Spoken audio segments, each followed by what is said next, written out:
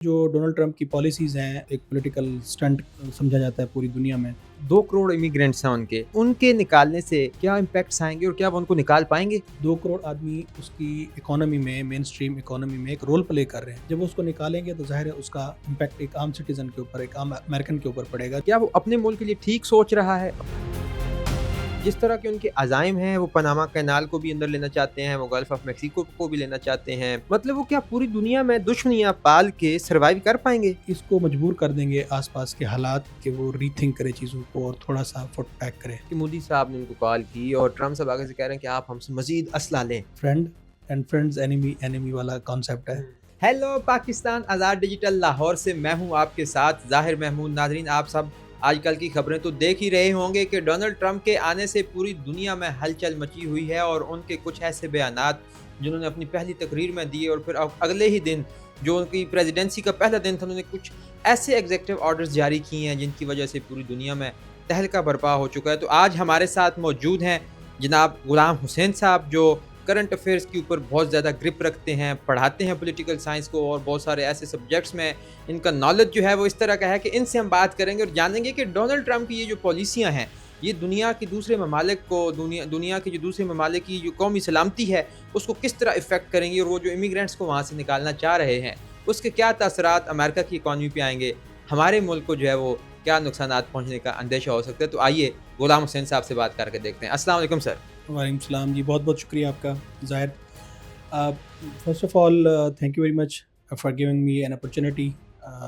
दूसरी बात यह है कि जो डोनाल्ड ट्रंप की पॉलिसीज़ हैं वो मेकिंग अमेरिका फ़र्स्ट का उसका कॉन्सेप्ट है कि पाकिस्तान को मेक ग्रेट अगेन और इस तरह की फ़िलासफ़ी है।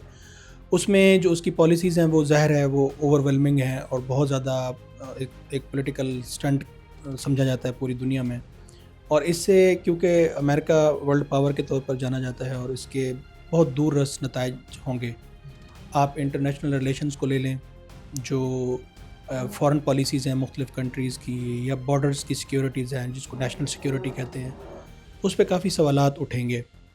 और अगर सिर्फ हम एक एजेंडे की बात करें कि जो अभी इन्होंने 55 एग्जीक्यूटिव ऑर्डर्स के ऊपर दस्तखत किए हैं और उसके बाद एक मादर से मैं आपकी बात काट रहा हूँ। एक सवाल मुझे ये चाह रहा हूँ कि शुरू में ही मैं जो है वो लोगों को बताना चाह रहा हूँ। 2 करोड़ इमिग्रेंट्स हैं जिनको वो फ़ौरी तौर पे निकालना चाहते हैं। ममालिक जो हैं आगे जिनके वो लोग हैं वो शायद उनको एक्सेप्ट करें या ना करें, वहाँ पे लेबर्स के भी इशू आएँगे। तो उनके निकालने से क्या इम्पैक्ट्स आएँगे और क्या वो उनको निकाल पाएँगे? देखिए, एक तो पहला इम्पैक्ट जो ये है, जब हमारा पुल फैक्टर होता है जिसमें हम सोशियोलॉजी में पढ़ते हैं पुल फैक्टर, कि एक चीप लेबर जो है वो एक स्पॉट पे आती है, उसको अपॉर्चुनिटी मिलती है काम करने की, तो वो चीप लेबर है, वो ज़ाहिर है उस नेशनल इकोनॉमी के लिए फ़ायदेमंद है। 2 करोड़ आदमी उसकी इकोनॉमी में, मेन स्ट्रीम इकोनॉमी में एक रोल प्ले कर रहे हैं। जब वो उसको निकालेंगे तो ज़ाहिर है उसका इम्पैक्ट एक आम सिटीज़न के ऊपर, एक आम अमेरिकन के ऊपर पड़ेगा, जो उसको सस्ती लेबर मिलती थी, चीप लेबर मिलती थी, वो उसका इम्पैक्ट है। दूसरा, जब वो मुल्कों को भेजेंगे, अगर वो आगे जो एक्सपैट्रिएट्स हैं या वो जो इलीगल तारकीन वतन हैं, उनके अगर आगे कोई डॉक्यूमेंटेशन नहीं है तो वो ज़ाहिर है वो एक न्यूट्रल डायस्पोरा क्रिएट हो जाएगा, जिसकी वजह से एक अ मैन फ्रॉम नोवेयर वो कहाँ जाएगा?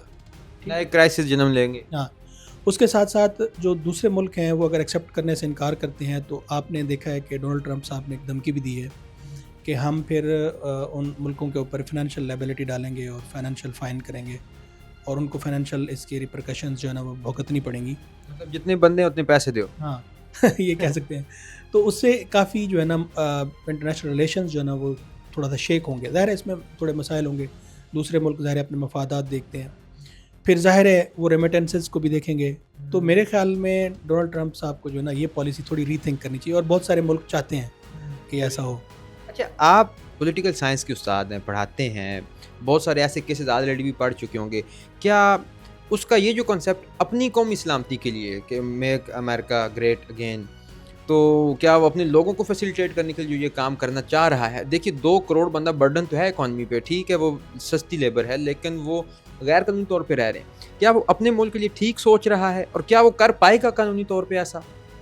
देखिए जी, अमेरिकन कॉन्स्टिट्यूशन में ये प्रोविज़न मौजूद है कि आप किसी भी जो एलियन होता है उसको आप अब्ज़ॉर्ब कर सकते हैं एज़ अ सिटीज़न, कॉन्स्टिट्यूशन में है। As a citizen.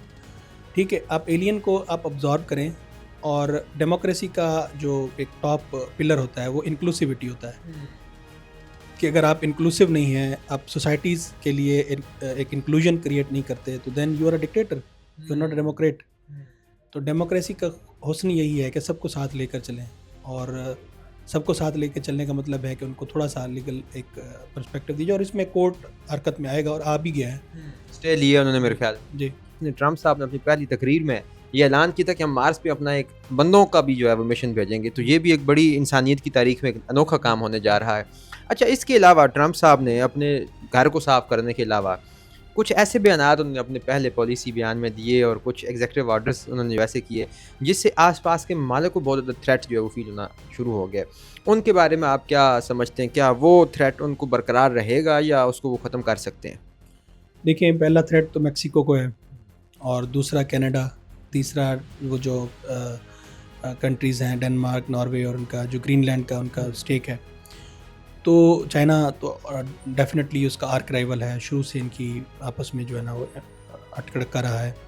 तो मैं ये समझता हूँ कि ज़ाहिर है जो दूसरे इर्द गिर्द के मुल्क हैं उनको तहफ़्फ़ुज़ात हैं और बड़ी स्ट्रॉन्ग किस्म की रिजर्वेशंस हैं।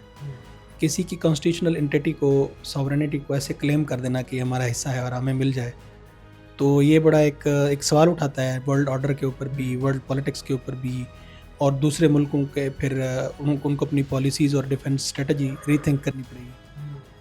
वो तो जब उन्होंने कनाडा को 51 स्टेट कहा था तो उस वक्त के जो उनके वो जस्टिन ट्रूडो साहब प्राइम मिनिस्टर थे, अब तो माशाल्लाह वो नहीं रहे। उन्होंने कहा था कि देयर इज़ नॉट क्या था, ice ball chance in the hell, कि ऐसा तो कभी हो ही नहीं सकता।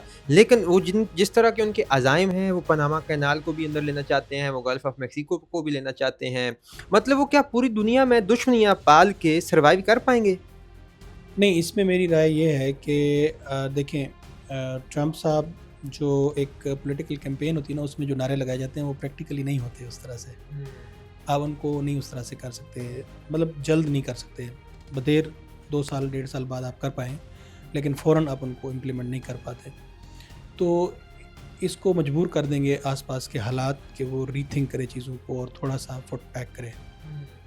अच्छा, हमने ये भी देखा कि इस दफ़ा ट्रम्प साहब जो हैं वो पिछले वाले ट्रम्प से काफ़ी बदले हुए हैं। अच्छा, एक जो उन्होंने पहला ऑर्डर किया ना आते ही कि जो वो लोग जो उनके साथ मिल के हुकूमत के ऊपर जिन्होंने हमला किया था, उन लोगों को उन्होंने छुड़वा दिया। तो यहीं से अंदाज़ा हो जाता है कि वो बंदा अपने अज़ाइम को जो है वो शुरू कर चुका है और वो सिर्फ वही करेगा जो उसका दिल कर रहा है। देखिए, इसमें एक सीन जो वॉइस है वो ये है कि कोई भी पॉलिटिशियन होता है, वो इलेक्शन जीतता है, इलेक्शन जीतने के बाद जब वो ताकत में आता है तो वो अपनी पॉलिसीज़ को लेकर चलता है। डेफ़िनेटली ट्रम्प साहब भी इसी तरह से अपनी पॉलिसीज़ को लेकर चलेंगे, और जहाँ पे उन्हें लगेगा कि मुल्कों के साथ ताल्लुकात ख़राब हो रहे हैं या उनकी जो स्ट्रेटजी है वो थोड़ी सी हार्श हो रही है, तो ज़ाहिर है ये पॉलिटिक्स मूव होते हैं कि वो फुट बैक करेगा या स्टेप बैक करेगा, पीछे जाएगा, उसको रीथिंक करेगा, फिर रीलॉन्च करेगा। ये चलता रहेगा। ऐसा नहीं है कि जो उसने कह दिया है फिर ज़ाहिर है आपकी कांग्रेस भी है, वहाँ से बिल पास होने हैं, आपकी उनकी अदालतें बहुत ज़्यादा आज़ाद हैं, तो सारा ये सिलसिला है। पाकिस्तान के लिए किन मसाइल का जो है वो सामना करना पड़ सकता है ट्रम्प साहब के अपने उधर हुकूमत में आने से? देखें जी, पाकिस्तान की जो ख़ारजा पॉलिसी उसके साथ अमेरिका के साथ रही है वो बड़ी वॉलेटाइल टाइप की रही है। डाइवोर्स मैरिज का कॉन्सेप्ट हमारा चलता रहता है, तो बहुत सारे अदवार हमने ऐसे गुज़ारे हैं जिसमें मुश्किल वक्त भी आया है। ये एक हम मुश्किल वक्त कंसीडर करेंगे, लेकिन इंशाल्लाह फ्यूचर में ऐसा है कि हमारी जो फ़ॉरेन पॉलिसी है, जो हमारी टीम है, वो इसको हैंडल कर लेगी इंशाल्लाह। अच्छा, अभी हाँ, ट्रम्प साहब की फ़ौरन हुकूमत में आते ही कुछ ऐसी इम्प्लीमेंटेशंस पाकिस्तान के हवाले से भी देखी गई हैं जो जिस तरह की पॉलिसीज़ को वो इंट्रोड्यूस करवाना चाह रहे हैं पूरी दुनिया में? देखें, पाकिस्तान एक सॉवरेन मुल्क है, अपना कॉन्स्टिट्यूशन है, अपनी मिलिट्री है, अपना गवर्नेंस सिस्टम है।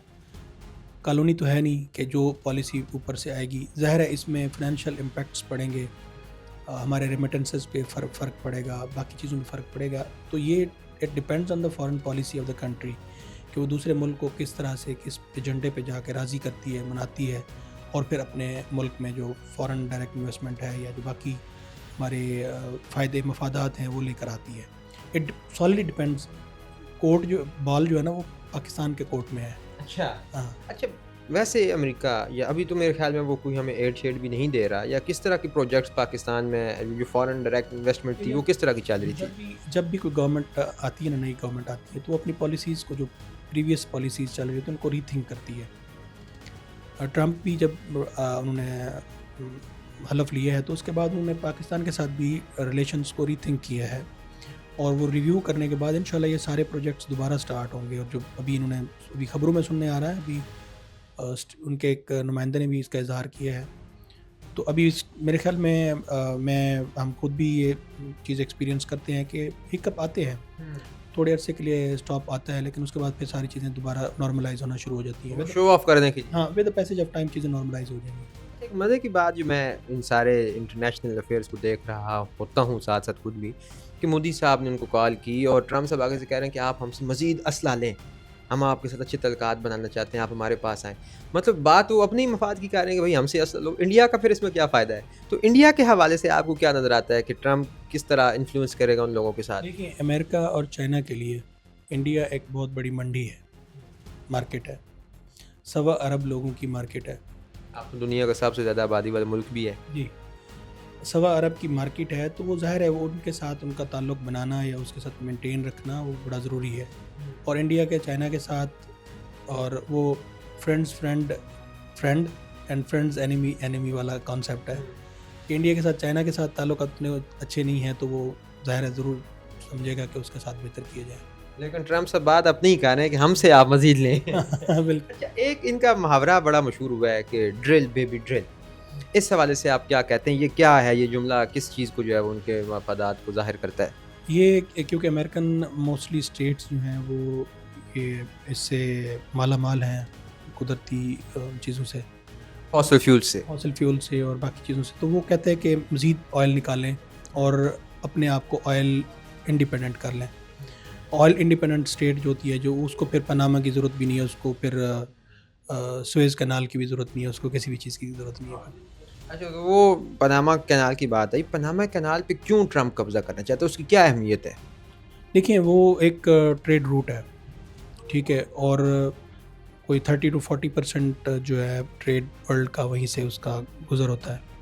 तो अगर उस पे वो कब्ज़ा कर लेता है, उसको ज़ाहिर है ये एक कॉलोनाइज्ड सोच है कि जी किसी की जगह पे, किसी के एरिया पे कब्ज़ा करके तो हम उसको जो है कैश करेंगे और उससे पैसा कमाएंगे। और उसको बेसिकली ये एक स्ट्रेटेजिक मूव होता है, स्ट्रेटेजिक कंट्रोल होता है कि हम फिर लोगों को जो है ना उनकी पॉलिसीज़ चेंज करने पे मजबूर कर सकेंगे। तो नाज़रीन, आपने देखा कि गुलाम हुसैन साहब ने हमें बताया है कि ट्रम्प साहब की जो भी करंट पॉलिसीज़ हैं वो इमिग्रेशन के अलावा ना सिर्फ अपने इलाके को जो है मजबूत करने के साथ साथ दूसरे इलाकों पर भी तसल्लुत कायम करने के हवाले से उनको कुछ अज़ाइम नज़र आते हैं, मगर इससे उनको नुकसान पहुँचेगा, उनके मुल्क की पॉलिसी को नुकसान पहुँचेगा और ओवरऑल दुनिया में भी जो है वो दुश्मनियाँ पालने से किसी को जो है वो फ़ायदा नहीं होता, बल्कि डायलॉग ही वाहिद रास्ता है जिससे मामलात को हल किया जा सकता है। मुझे उम्मीद है कि आपको ये वीडियो पसंद आई होगी। इसके साथ ही मुझे दीजिए इजाज़त। देखते रहिए आज़ाद डिजिटल। खुदा हाफिज़।